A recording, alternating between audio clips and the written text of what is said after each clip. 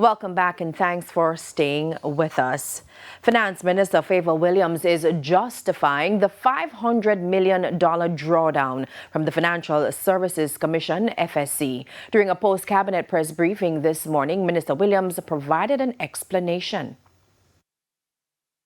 We will proceed with the first phase to relax private asset limits from 5% to 7.5% on July 1, 2026. So in a matter of days, releasing meaningful long-term capital for corporate and project financing.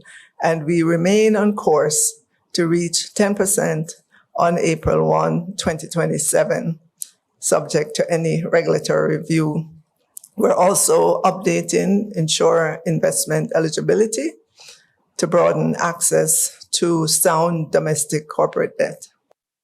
She says the proposed amendment is with the drafters and is expected to be ready by the end of the week. Now, the opposition spokesman on finance, Julian Robinson, in Parliament on Tuesday, posed questions to the minister about the decision. He argued about the timing while alluding to the FSC's own finances and the recent announcement to increase some regulators' fees.